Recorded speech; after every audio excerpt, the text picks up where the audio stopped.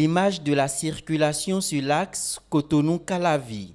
Difficile de se frayer un passage, l'embouteillage dicte sa loi. Un calvaire que vivent chaque matin les habitants de Calavi, Godomè et environ. Une situation qui pousse à appeler les autorités à l'aide. Quand les gens veulent aller au boulot, souvent il y a beaucoup d'embouteillages.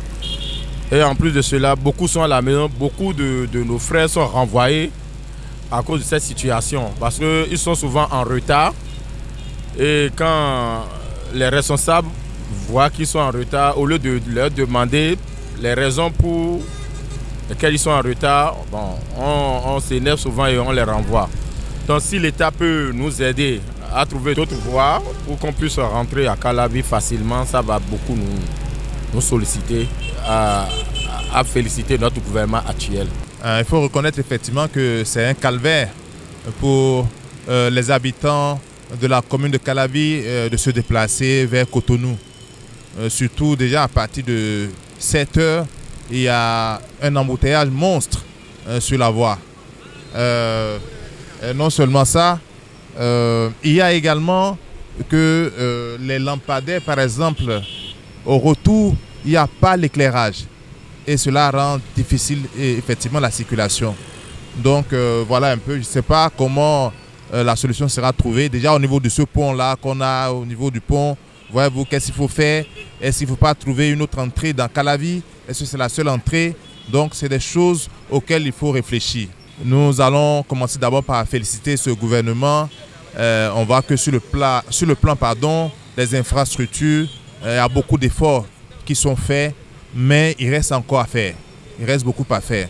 Donc nous allons inviter le gouvernement de notre pays à pouvoir pencher donc à la circulation, à la difficile circulation, surtout sur l'axe Calavi-Cotonou. Voir comment donc régler cette situation. À l'origine du mal, plusieurs causes, entre autres l'accroissement démographique. Tel que c'est conçu, ce n'était pas prévu pour supporter ce nombre-là. Mais normalement, l'État devait anticiper les choses. C'est-à-dire qu'en voulant construire les voies, il agit pour que dans 10 ans, 15 ans, on puisse supporter ce nombre-là. Si simplement nos feux tricolores marchaient normalement, ils réguleraient en partie la circulation. Ils éviteraient les bouchons, ils éviteraient les accidents et les passages intempestifs où chaque usager de la route peut passer avant son voisin. Si seulement on pouvait gérer convenablement, ne serait-ce que les feux tricolores, on aurait une augmentation de la fluidité d'au moins 25 à 30%. Face à cette situation, une réponse audacieuse du gouvernement s'avère indispensable. Le gouvernement qui est là actuellement n'a aucune pression. Il n'a aucune pression. Donc il doit avoir le courage de prendre certaines décisions. Il y a certaines voies qu'il faut ouvrir nécessairement. Si on le refuse aujourd'hui, on le fera demain. On n'a pas le choix. Il faut augmenter les voies. Il faut créer effectivement un autre pont. Vous voyez, le pont de Fifadji, par exemple, est insuffisant pour répondre à l'engorgement Sika Toyota Godomè. En attendant de trouver une solution à la situation, les habitants de Calavi, Godomè et environ continuent leur chemin de croix. Monsieur le Président de la République est un homme courageux. Il a impulsé aux Béninois un rythme selon lequel il faut travailler. D'accord? Il nous a poussé à travailler. Parce que majoritairement, nous aimons la paresse. Ok? Il nous a inculqué cette leçon-là pour dire qu'il faut travailler avant de manger.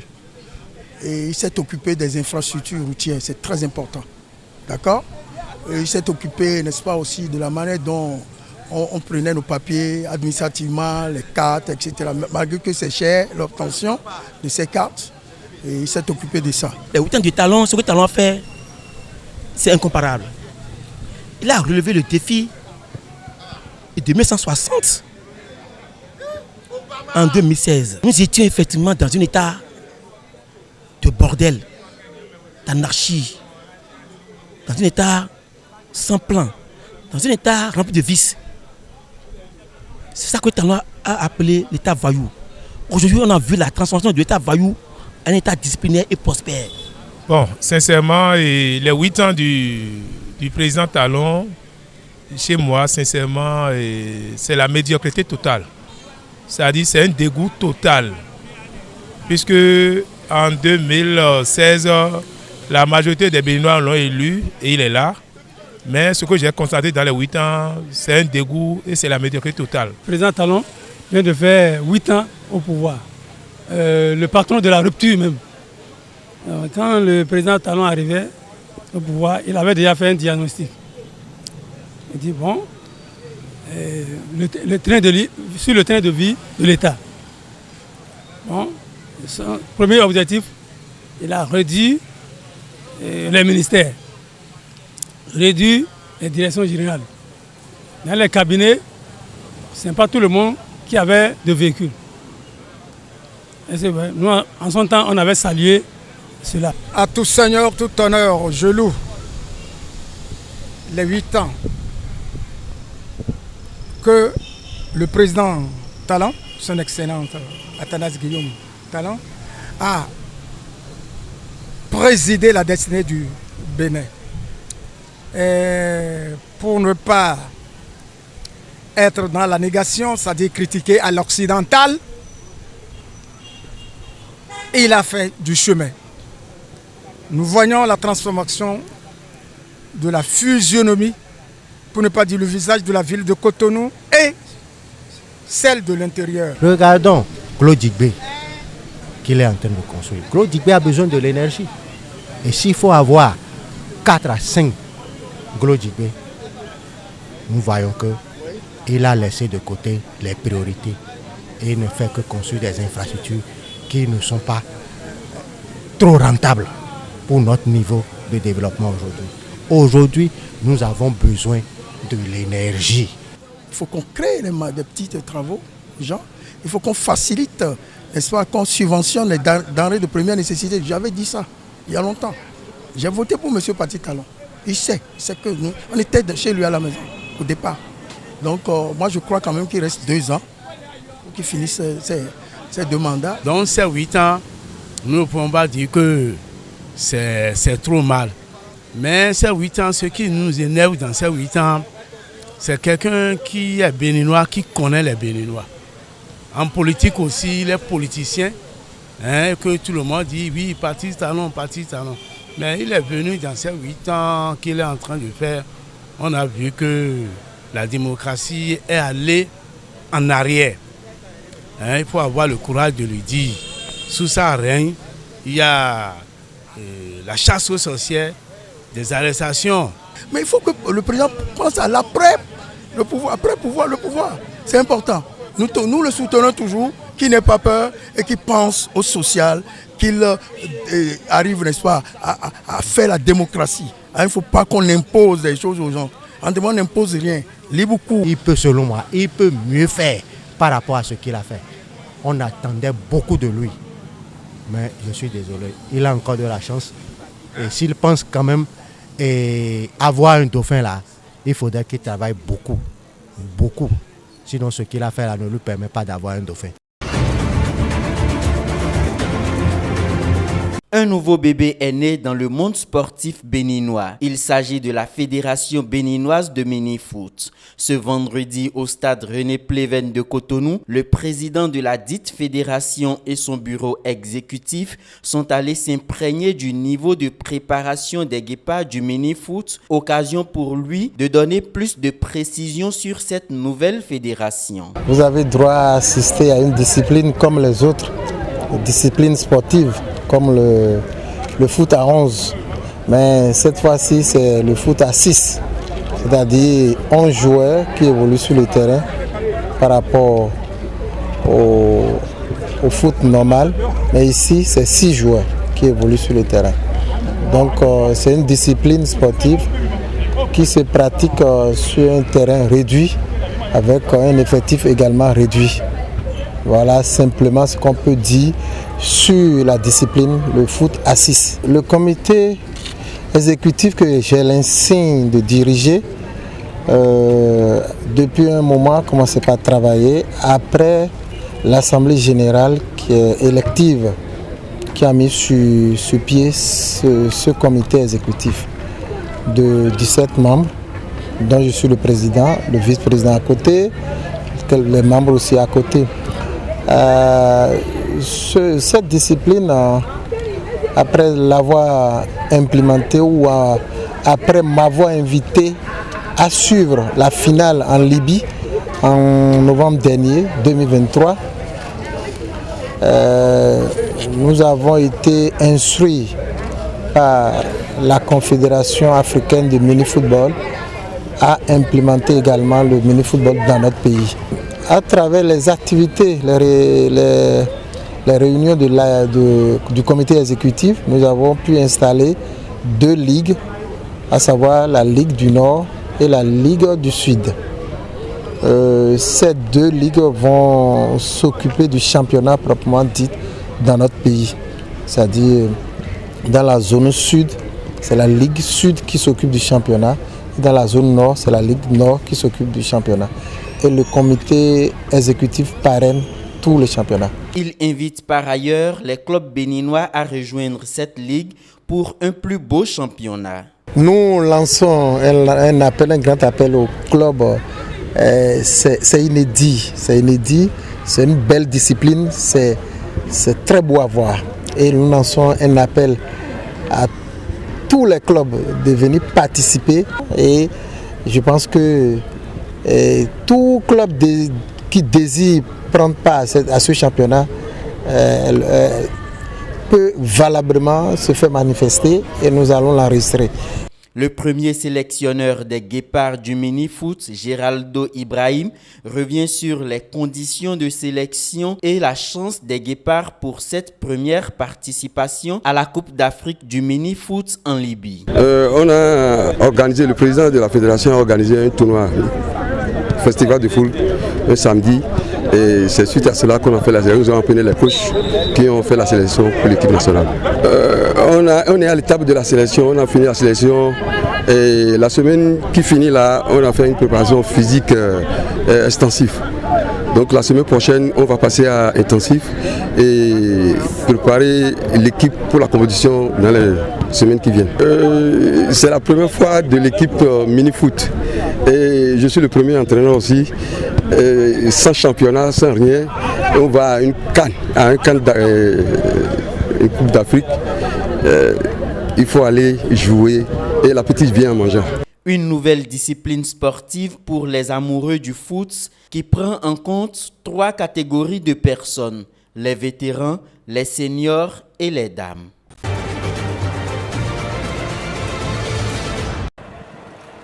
En République démocratique du Congo, 3 soldats du contingent tanzanien de la SADC ont été tués par un tir de mortier, selon un communiqué de la Force d'Afrique australe. Cette force composée de soldats d'Afrique du Sud, du Malawi et de la Tanzanie est déployée dans le Nord Kivu en soutien à l'armée régulière de RDC et ses milices qui combattent les rebelles du M23, soutenus par le Rwanda. Selon le communiqué publié lundi, il s'agirait d'un obus tiré le 4 avril dernier par le M23 depuis les collines aux alentours du camp de la SADC. Un soldat sud-africain est mort en soins pour des problèmes de santé dans un hôpital de Goma.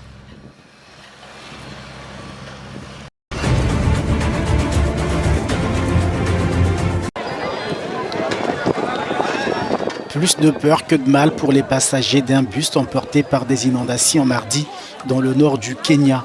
Ils ont tous survécu à cet accident. Ce sont au total 51 passagers qui ont été secourus. Leur bus se dirigeait vers la capitale Nairobi depuis le comté de Wajir.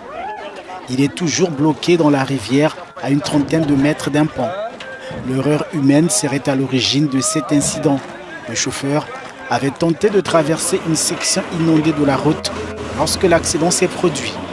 Il est activement recherché par la police qui l'accuse d'avoir mis en danger la vie de 50 personnes. Lundi, le gouvernement kényan avait lancé une alerte aux inondations après l'effondrement d'un barrage. Elle concernait les habitants des comtés de Tana River et de Lamu.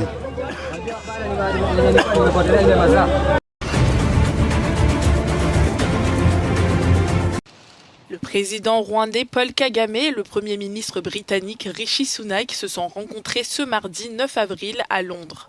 Cette rencontre intervient alors que l'accord prévoyant d'envoyer certains demandeurs d'asile au Rwanda est dans l'impasse et que des médias britanniques ont rapporté que 70% des logements à Kigali prévus dans le cadre de ce projet ont été vendus à des locaux. Le gouvernement rwandais a démenti ce chiffre et a assuré que le projet initial était de mélanger les migrants et les habitants sur place. Avant qu'un premier vol puisse décoller, le gouvernement britannique souhaite adopter une nouvelle législation qui facilitera l'envoi des demandeurs d'asile vers ce pays d'Afrique de l'Est. Cette mesure visant à bloquer de nouvelles contestations judiciaires du projet sera ensuite débattue au Parlement le 15 avril prochain.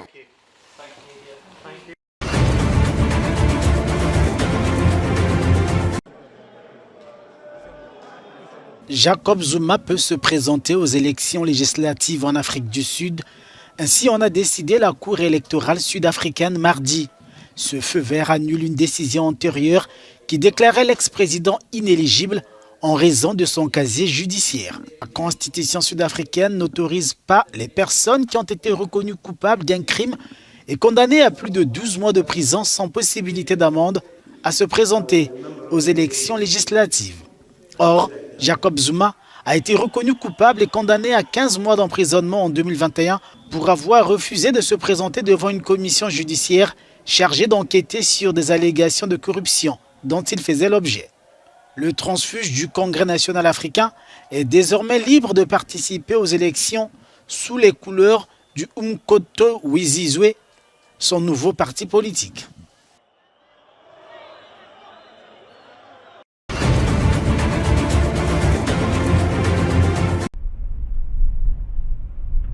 Dans un rapport publié mardi, l'Institut américain pour la paix pousse pour une entrée fracassante des États-Unis dans l'univers des minéraux essentiels en Afrique. Alors que le pays dépend à 100% ou presque des importations pour ses besoins en la matière, avec pour principal fournisseur la Chine, il faut donc sortir de cette dépendance. Dans cette optique, Washington est invité à accroître sa présence diplomatique et commerciale dans des pays comme la République démocratique du Congo et la Zambie. La RDC, c'est 70% du cobalt mondial, alors que la Zambie est le 6e producteur de cuivre au monde. Lusaka occupe par ailleurs le 2e rang en matière de cobalt en Afrique. Les experts américains recommandent la signature d'un protocole d'accord entre Washington et ces deux pays africains. Il faciliterait les investissements des entreprises américaines. Le jeu vaut bien cette chandelle au regard de l'importance des minéraux essentiels dans l'industrie des voitures électriques par exemple. Mais le pari est loin d'être gagné au regard de l'avance prise par la Chine sur le terrain.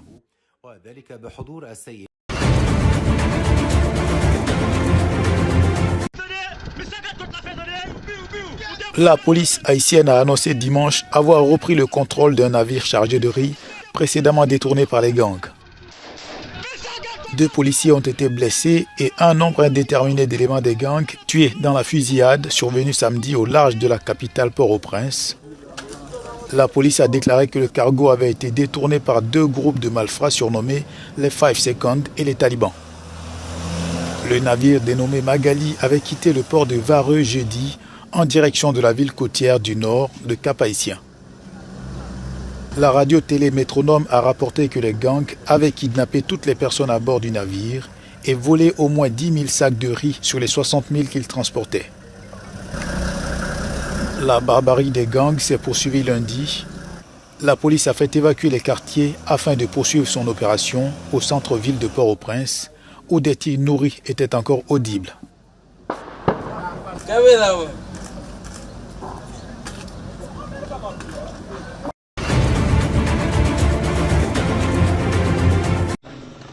Un paysage de ruines attend les habitants de Khan Younes, de retour après le retrait des troupes israéliennes ce week-end. Ils sont déjà quelques milliers à avoir regagné la ville. Et alors qu'Israël maintient ses projets d'offensive sur la ville voisine de Rafah, les États-Unis se disent toujours opposés à une telle opération. Nous avons clairement fait savoir à Israël que nous pensions qu'une invasion militaire massive de Rafah aurait un effet extrêmement néfaste sur les civils. et qu'elle nuirait en fin de compte à la sécurité d'Israël. Il ne s'agit donc pas seulement pour Israël de nous présenter un plan. Nous lui avons clairement fait comprendre qu'il existe un meilleur moyen d'atteindre un objectif légitime, à savoir dégrader, démanteler et vaincre les bataillons du Hamas qui se trouvent encore à Rafah. Mais pour le Premier ministre israélien, aucun doute, la victoire totale sur le Hamas exige l'entrée dans Rafah. Il y a une date prévue, affirme Benjamin Netanyahou, sans plus de précision. Aujourd'hui, j'ai reçu un rapport détaillé sur les pourparlers du Caire. Nous travaillons sans relâche pour atteindre nos objectifs. En premier lieu, la libération de tous nos otages et la victoire complète sur le Hamas. Cette victoire passe par l'entrée à Rafah et l'élimination des bastions terroristes qui s'y trouvent. Cela se fera, il y a une date. À Khan Younes, les premiers retours des habitants dans leur foyer riment avec tristesse et désolation. Épicentre des combats ces dernières semaines avant le retrait des troupes israéliennes, la deuxième ville de la bande de Gaza, 400 000 habitants avant la guerre, est défigurée.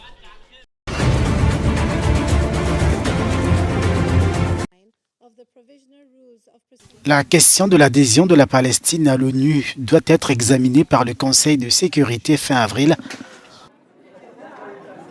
En 2011 déjà, sa première demande avait été rejetée. Je vais formellement saisir le comité d'admission des nouveaux membres pour qu'il étudie au cours de ce mois d'avril la demande de réexamen de la candidature de l'État observateur de Palestine.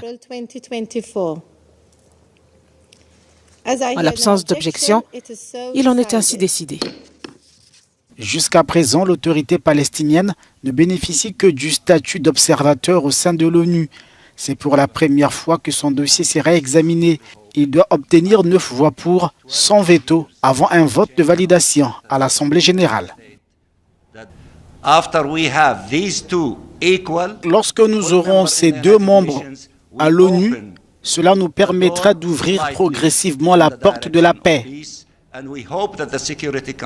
Nous espérons que le Conseil de sécurité, qui est chargé du maintien de la paix et de la sécurité internationale, permettra à cette porte de s'ouvrir légèrement dans le sens de la mise en œuvre de la solution à 2 États qui nécessite la fin de l'occupation et l'indépendance de l'État de Palestine. Aujourd'hui, c'est un moment historique. Mais pas pour Israël, opposé à une solution à 2 États. Reste à savoir si Washington utilisera ou non son veto lors de l'examen du dossier au Conseil de sécurité.